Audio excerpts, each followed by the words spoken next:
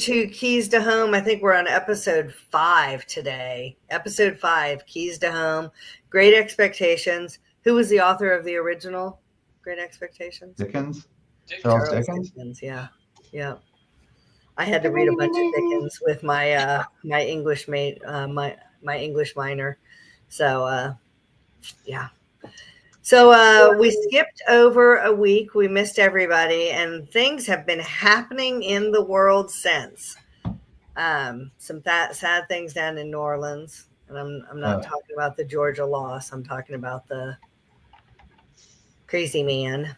And then we are all advancing our teams in the CFPs, right? Yep. And our friend Kelly is too. We don't have any Penn State fans, but No. we are not Penn State, I guess. Not that there's anything wrong with that. I think Penn State is the team to watch out for. Yeah. I'm not putting them down. I'm just saying I don't have any connections local. Anyone watching? Jennifer, we have some good NAR news too. They just came out right before the holiday right there and said that sales accelerated 6.1 from 1 year ago for homes. Existing home sales, the largest year-over-year gain since June of 21. That's a 23% increase. So that's phenomenal. We have been in a slump. I showed you guys my folders a couple weeks ago about all the activity.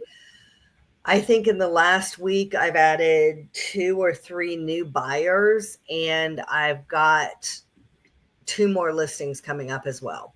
So yes, I think we are going to be a very active year.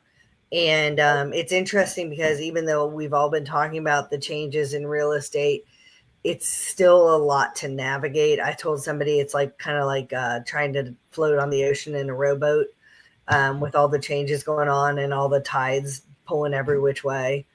So what have you guys seen in your business this week, or were you kind of quiet? I was kind of quiet, but it's really started ramping up since the beginning of the year. I'm feeling a sense. You kind of touched on it a little bit, but I'm sensing optimism from the people that I'm talking to. Like,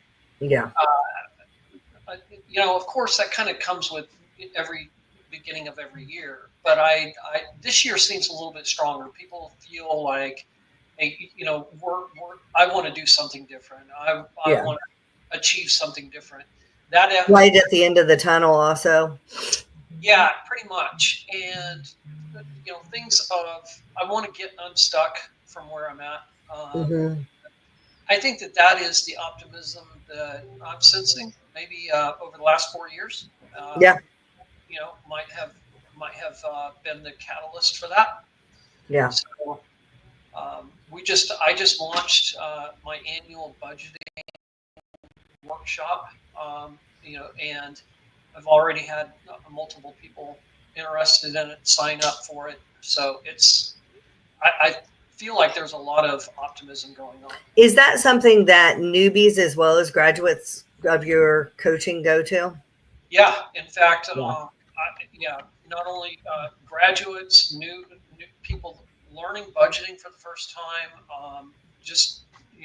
or people that have been doing it for years.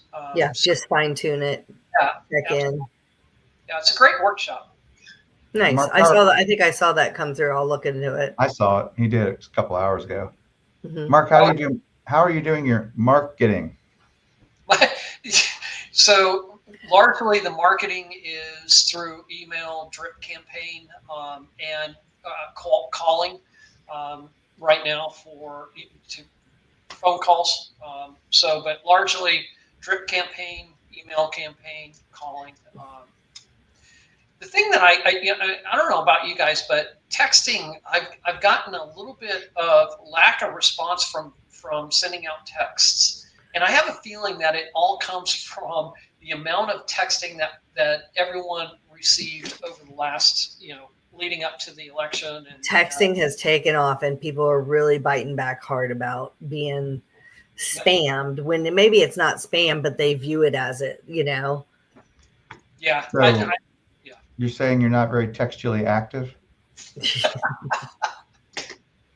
I would I had not to. attempt to say that. Lance, what have you seen in the last week or so? Thanks to you, my friend, and a few other realtors I work with, there's a lot of interest in things. A lot of things. I had some questions about double wides. I had some questions about Yep. VA construction loans. Mm-hmm. By the way, that is interesting to see the comments that come up on this, but that is an oxymoron. They are available, the VA construction loan, but builders typically don't want to go through what it takes to be held accountable to VA standards. Not saying anything bad about builders. It's the government. There's a little bit of paperwork involved. That's not what you asked me though, Jennifer. Interest rates. Hey, there's a lot of excitement. When I talk about that 21% since 21 rise, the NAR reported, there's a lot of excitement with the new administration. Mm-hmm. Whatever your political leaning, you would have to admit that things are going to happen in 2025. And so there definitely is some kinetic energy starting to build and breaking away from the potential energy that's there. So there's a hubbub, there's people talking, there's people calling and asking questions. So that's happening. Let's get those contracts rolling, right? Yeah. So today we're going to talk about great expectations. And really that's expectations of what it's like to buy a home, what you're looking for, what you can get, and all of that sort of thing. You guys know that one of the last times I kind of was the spearhead speaker on our podcast, I talked about the buying process, because when I first became a realtor, I asked people, what did realtors that you've worked with do that you liked and didn't? And the thing I heard all the time is there were surprises. There was not communication. So I said, all right, let me get ahead of this. And so I want you to know generally what to expect. Buying a house in Tennessee, it's different per state. Buying a house with Jennifer Weithman, buying a house in today's market, and what you can expect. Now, every transaction is different because every house is different and every person is different. And you've got a different buyer and a different seller, et cetera, et cetera. But the general timeline of it. And I want to just start by asking you guys, do you remember the first time you went house hunting? First of all, the first time you bought a house, were you guys single or with as a couple? I was engaged. Okay. No. Mark, what were you? Single. Okay. So tell me about your experiences when you were out looking at houses. How did you figure out what you even wanted to look at, what you wanted in a house?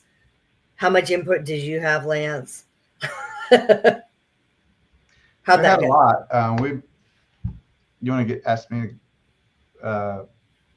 market wise? It was in 1999. Yeah. Ironically, some of the limitations were I couldn't get a VA loan, even though I was a veteran. I couldn't get a VA loan because the VA limit at that time was like $205,000, and this was when Brentwood and Franklin were blowing up. You couldn't buy anything for that price. No, we bought in Spring Hill at 2000, so I get it. Yeah, and I couldn't get access to a VA loan, so luckily my wife to be we both had assets. We put it down towards that. We were able to work with a big bank at the time to get the loan. But we built a Pulte home, a track builder, and they allowed us back then to do some customization to it. Yeah. It was in Brentwood. It turned out to be an incredible investment. Is that what you're asking? I apologize. So you got to build, so you got to choose a lot of what you wanted in a home. Yes. They had a little. When you were first looking, aside from the expecting to do a VA and not doing a VA, were there other expectations you had of what you would be able to get in a home or location or features that you did not get? And were there some that you got that you didn't expect? Yeah, one of the things I got that I didn't expect, you ready for this? I was able to add a 1,500 square foot walkout basement on a mountain or hill here in Brentwood for $17,000. That was the line item, $17,000. Wow. I later finished that out into a home theater, a dog room for our dogs when we were out, a huge playroom, and a workshop, a woodworking shop. Yeah. $17,000. Guys, let's laugh. The things I couldn't get was anything but a front load garage, anything but a two-car, let's call it a 2 Volkswagen Beetle garage. Yeah. It did not, at the time I had an Avalanche, did not fit. An Avalanche was 19 feet 6 inches long. The garage was 18 foot. But you still wanted the house, right? Were Yes. there items that you were like thinking you were going to get that were beyond your affordability? You know, at the time, it seemed so luxurious and so fancy when we bought it. And I remember my parents were like, "You're paying $250,000 for a home. Gosh, yeah. Son, we've got to come and talk." And then, you know, that was in 1999. That's Midwestern mentality, because we went through that too. Yeah. 10 years later, the whole housing industry changed. And I would almost look back at that home. We upgraded it over the years, but I almost look back at it like it was a track built. It was almost like a builder grade home. Mm-hmm. You didn't have the options for marble. You were like, what linoleum or what was it called? The laminate. What laminate? Vinyl and laminate do you want? Right. Yeah. You didn't have stainless steel. I remember that we had a big, ugly white. When I look at today, we had that white refrigerator. Which that's one of the things we're going to talk about. But it wasn't avocado green. Right. Say it again. It was not avocado green. Right. So, you know, what about you, Mark? What did you look for, and what were your kind of expectations, and did reality slap you any? Yeah, great. So this would be 1995. Okay. When I bought my first house, and probably am a shining case study of everything not to do. All right. So I didn't think about what it was. When I think back about that, what is this? Almost 30 years now later. Mm-hmm. So 30 years ago, what I was thinking about was just having my own home, my own place. I didn't think about, like, you mean not renting, not living with parents? Yeah, all I could think about was it was time to stop renting, and I wanted to buy a house. That's the framework that I worked off of. And I bought an older home in downtown in the Waldo area of Kansas City. It later became a joke of where is Mark instead of where is Waldo. And so, but the shiny little feature that captured my attention, that made everything else disappear, was that it had a hot tub. Okay, the fact that our hot tub right now is down, and it's been down for a month and a half, and I mean, I get that, because, like, no pun intended, I'm jonesing for a hot tub right now. So yeah. And all I could think of was, wow, I'm going to have a house with a hot tub in it. And, And you were how old as a single man? 30 years ago, that would have been, 27? Brown chicken, brown cow, Mark was thinking. So, whereas, a single guy with a home and a hot tub, come on. Oh, I put that math together. I'm aware of what single men think. Yeah.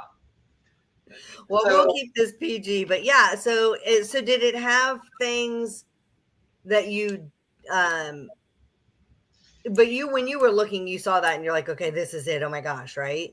Yeah. It kind of was. I loved the area. It was an older area of Kansas City. Mm-hmm. And so it was yet and quiet, close to work. The funny thing about it is I didn't like the front of the window, so the front of the house. So I put in a bay window. Yeah. And, so I those are expenses that, had I not been fixated on the bachelor style of this home and what it was for me, could have probably found other homes with a bay window. Yeah, better curb appeal or what have you. Right. So let me ask this. Kansas City area, how big was the house and what did you pay? Oh, man. Jeez. I think the house was maybe 1,600 square feet. Okay. And I think I paid somewhere around 58, maybe 60,000, something like that. Did it have a basement? No. Okay, so 1,600 square foot, 2-story? Well, it was a 1-story with the attic had been finished. All right. So 1,600 for 58. Did you get a loan? Yes. Do you remember your interest rate? Oh my gosh, I don't. It would be interesting to go back and look at that, though. Yeah. I remember our interest rate. Yeah, I was Lance. All right. So the same question: how big was your house? What did you pay? And tell me your interest rates. It was $2,850 finished with that basement. Mm. We paid $235, and it was like 9.5%. 235 and 99, 2,850 square foot. 235. Just an FYI, I'll tell you about my first house in a second. But our first house in Tennessee was in 2000. It was 2,350 square foot in the Williamson County side of Spring Hill, and we closed in January of 2000. And were you in Davidson or Williamson? I was on the Davidson County side, which was That's what I was going to ask, because mine was 175-ish for 2,350 square foot down in Spring Hill. My first house that my ex and I bought in the Columbus, Ohio area in Hilliard, I want to say it was around 1,800 square foot, had a basement. And I honestly don't know if the 1,800 included the basement. I would think not, because, well, no, I would think yes, because of how they do square foot. I remember it's what I would call now a top heavy house. The bedrooms were all very good size. The first floor was a large family room and a kitchen with an eat-in, which was okay size. And then the den, or the room where TV watching room, was in the basement with a half bath, and the other half of the basement was laundry room.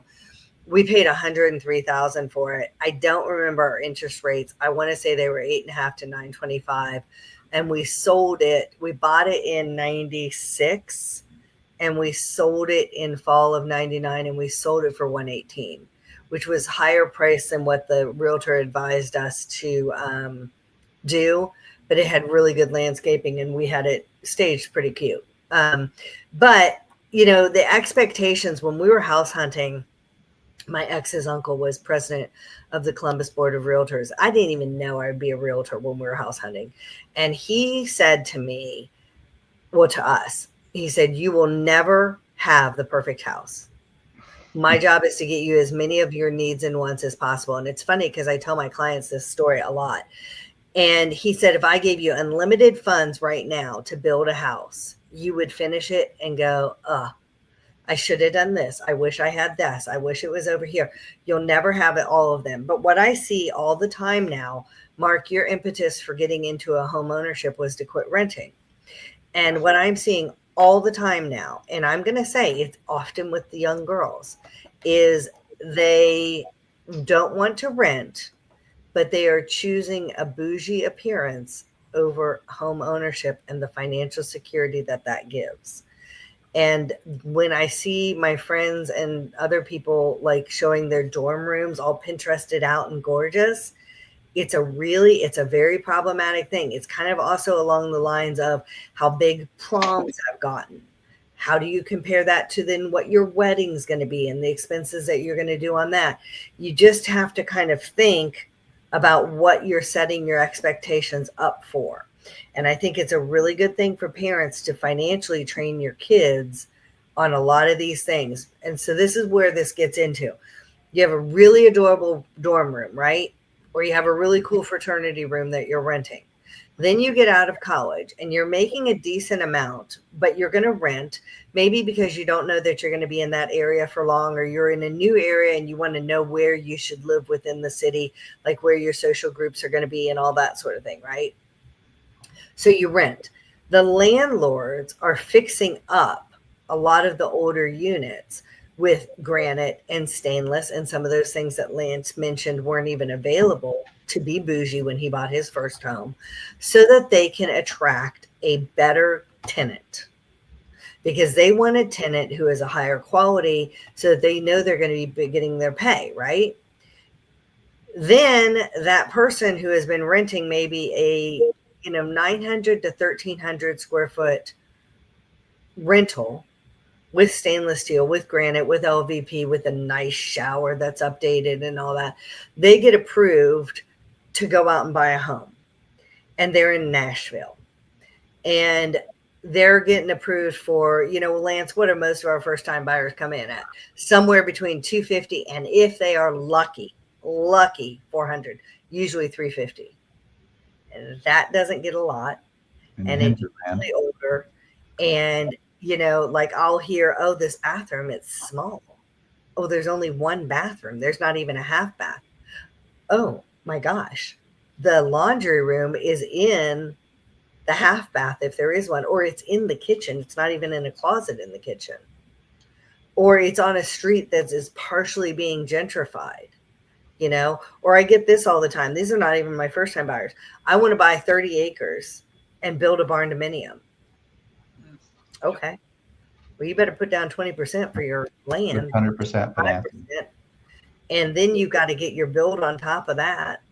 And then you better account for overruns because both things go up during it. Plus, I don't know anyone who's built a home that stayed on budget when they're talking their tile renovations. You can get a tile anywhere from 99 cents to $19.99 per tile per square foot. So you have to set those expectations. And the other thing that happens is the people buying their first home, and this happens more with both the guys and the girls, the first time buyers, the young ones, they're comparing it to their parents' house.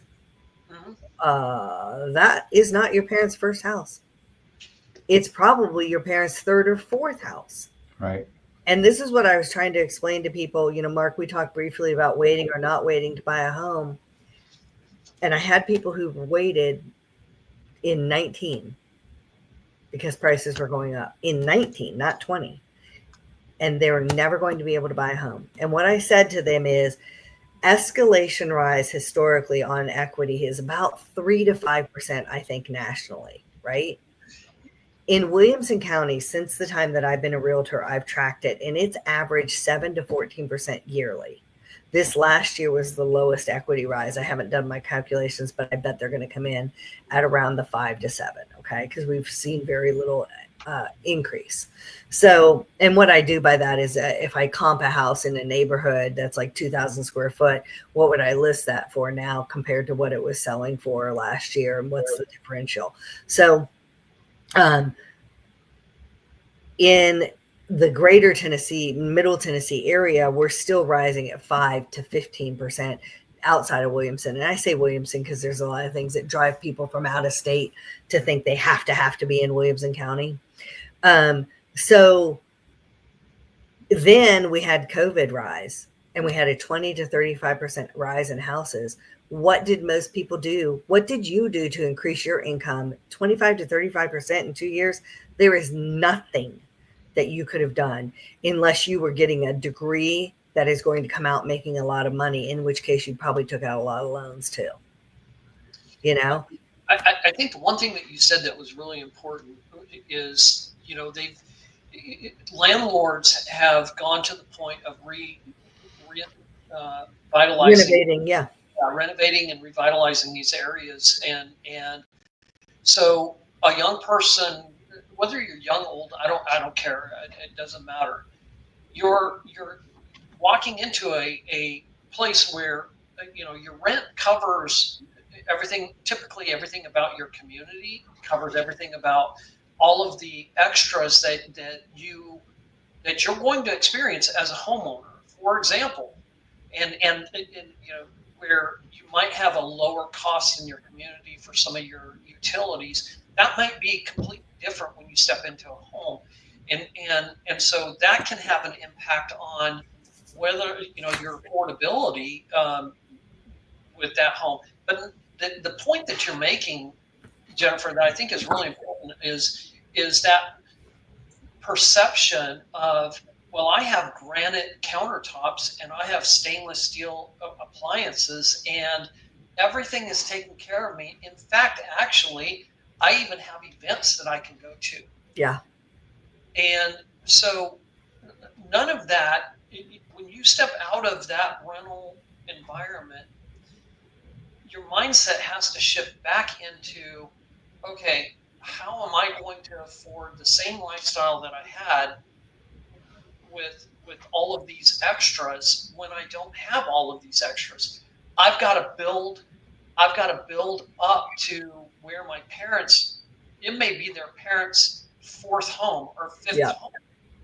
And I think it's important that conversation, anyone listening here, to ask their parents, reach out to their parents and say, what was, just like you did with us. I walked us through a home that I bought 30 years ago. Yeah.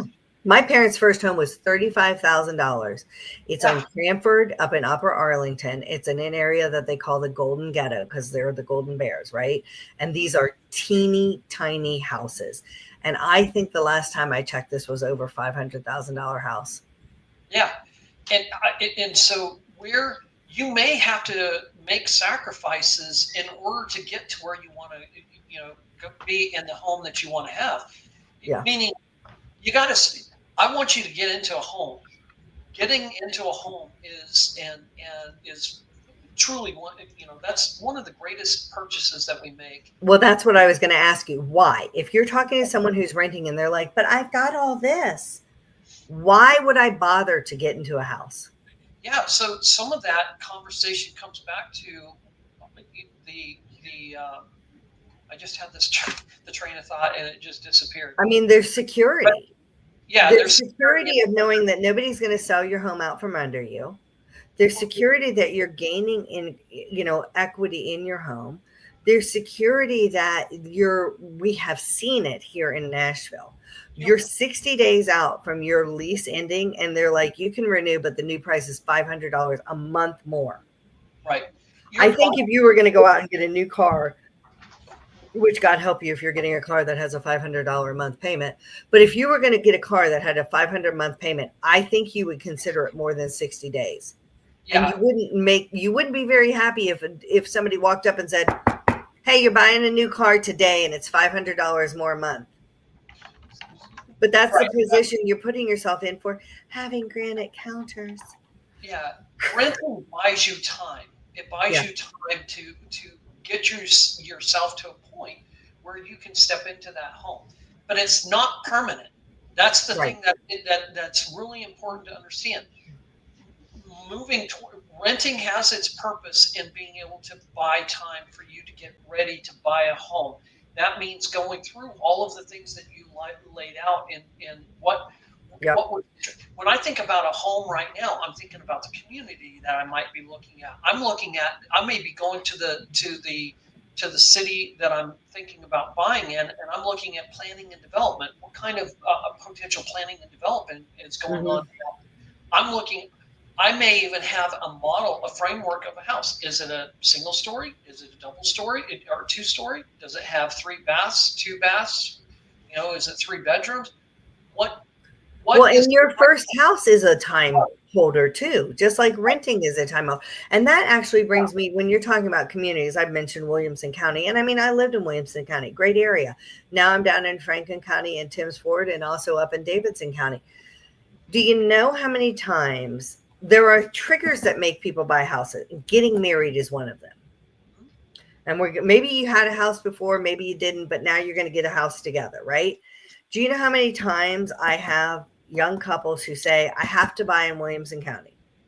Yeah. And I say, why? And they say, because the schools. And I said, okay, how old's your child that you're worried about the school? Well, I'm not pregnant yet. I don't have any kids.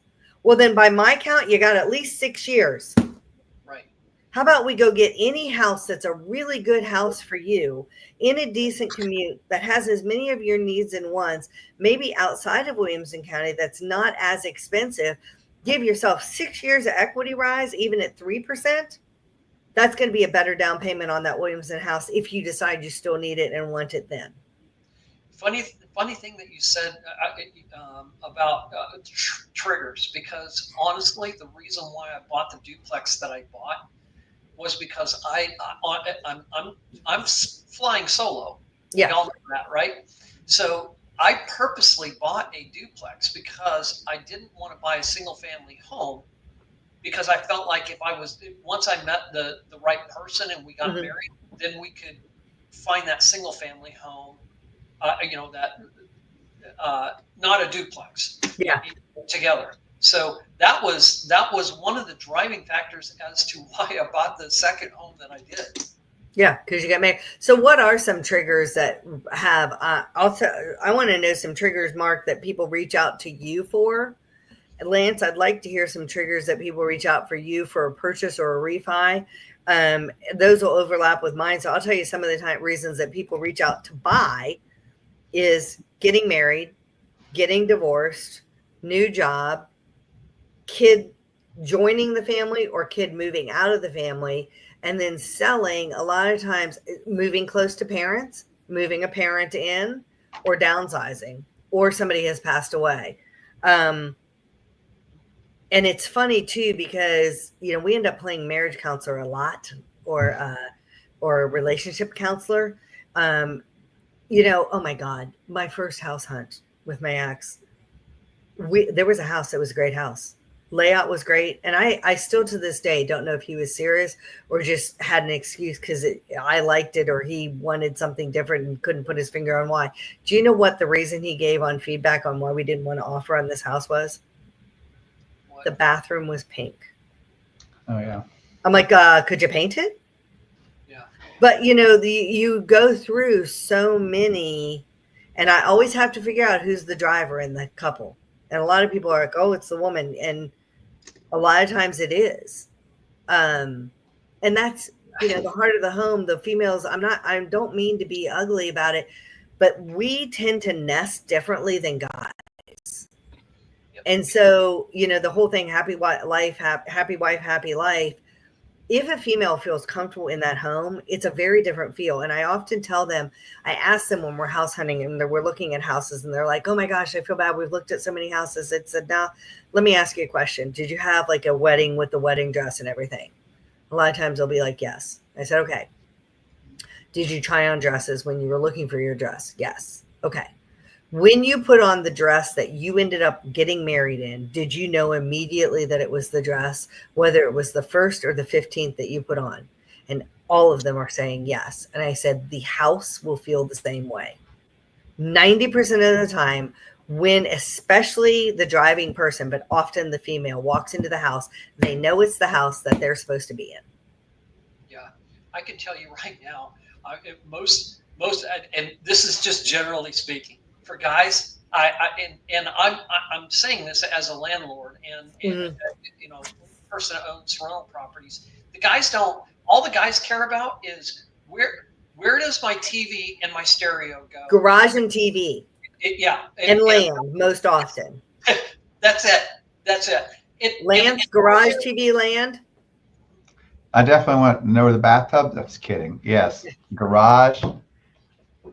TV goes everywhere now. Garage and land. Yep.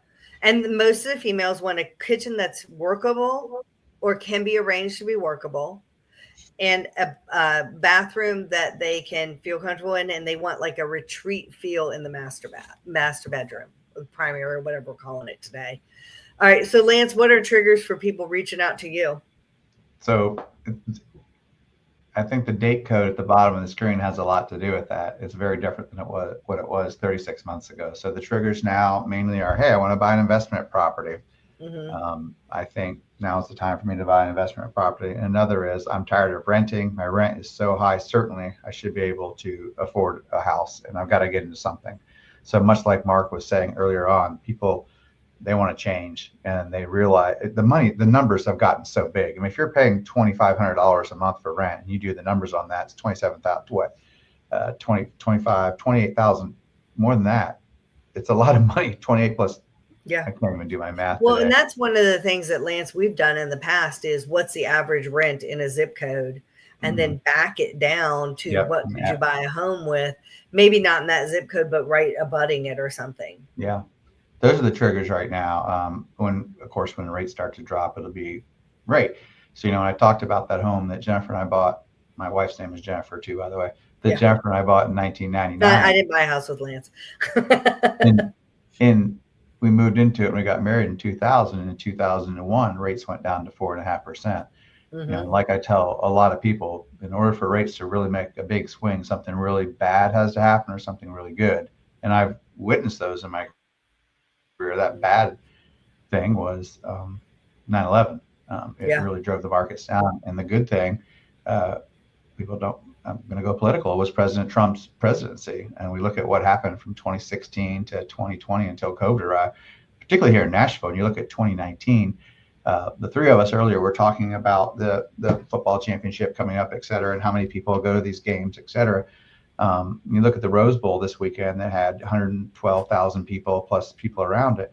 In Nashville in 2019, let's back up one more. New Year's Eve, we had 250,000 people downtown in Nashville for our celebration. But guess what? Didn't exist. Right. And guess what? In 2019, we had 1 million people here for the NFL draft. And that was at the peak of that economic thing I was talking about. Yeah. So something really good has to happen or something really bad has to happen, unfortunately, for those rates to move. But that's a trigger. And I'm sorry, Jennifer, I really took that off. It is what it is.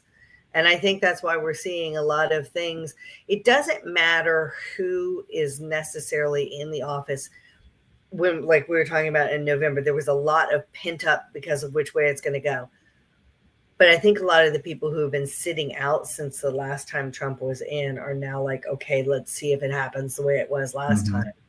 So, Mark, what about you? What are triggers for you? Is New Year's resolutions in and of itself a trigger?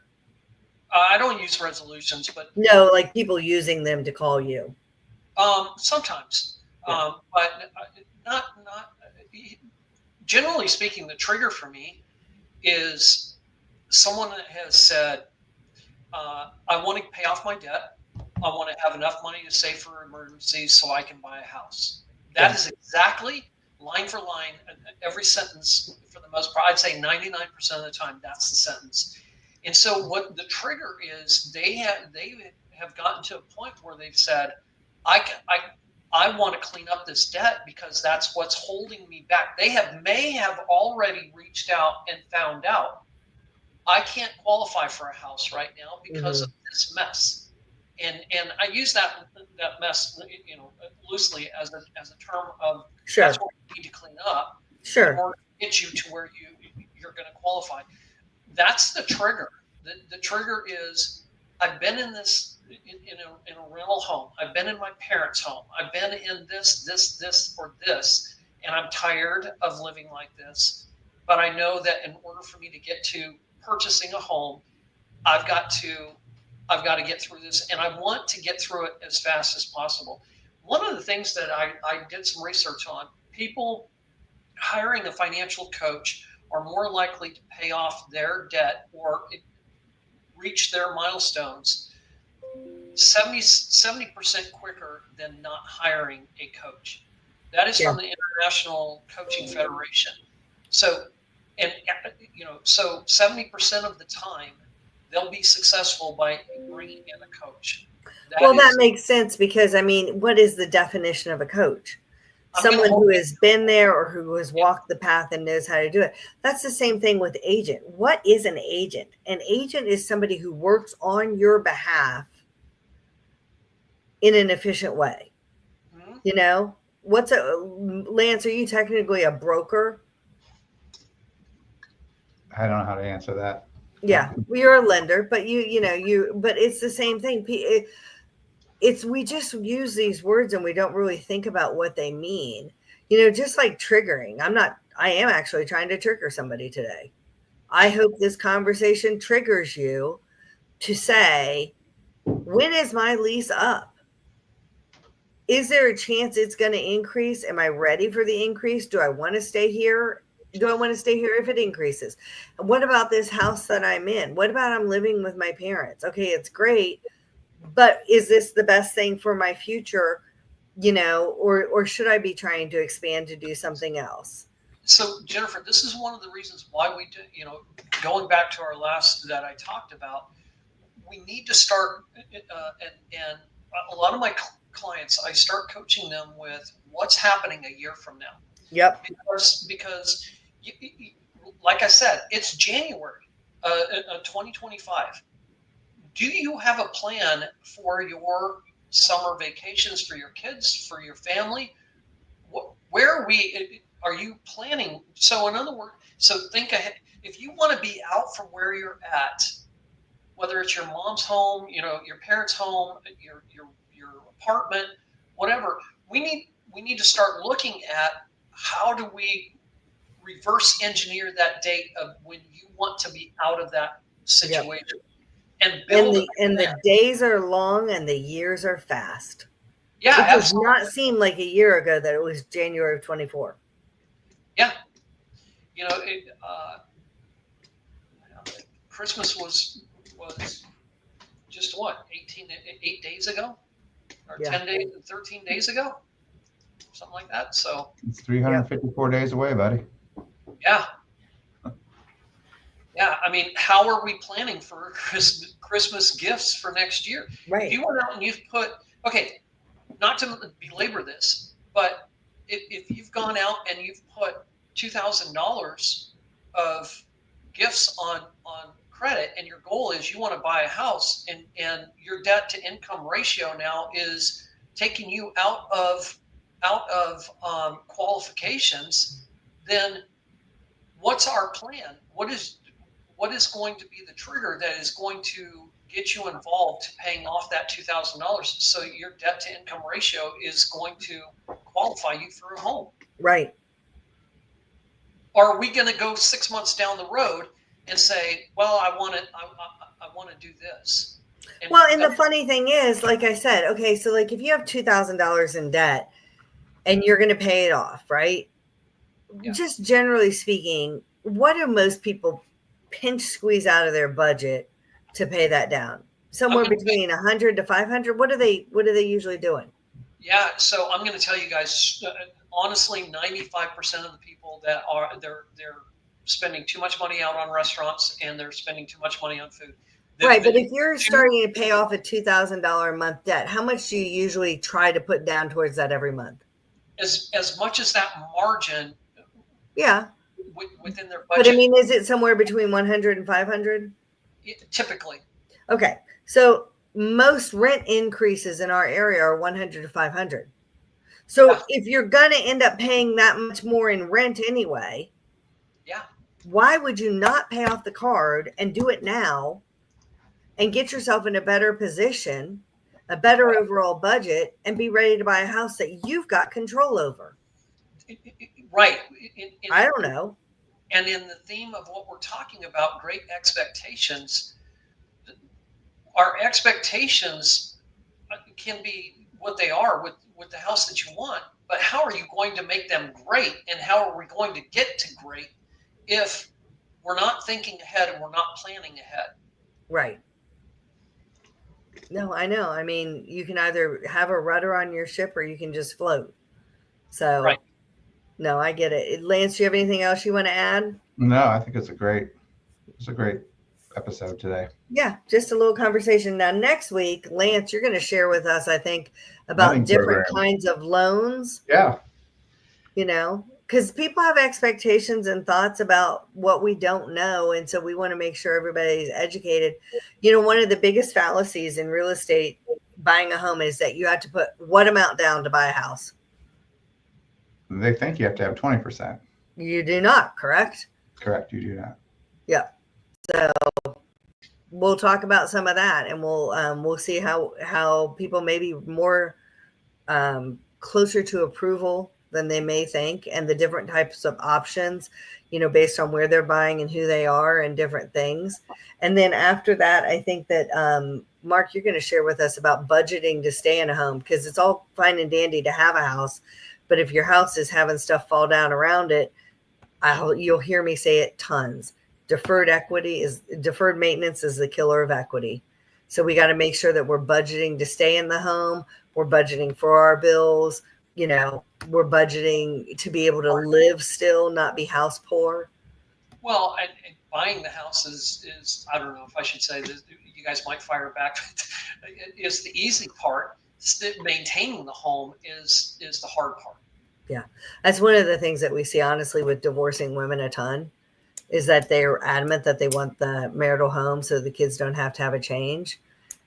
And that's admirable and good on the one hand, but overall, is it the best thing? Yeah. Can they maintenance it? Can they afford all the things with it?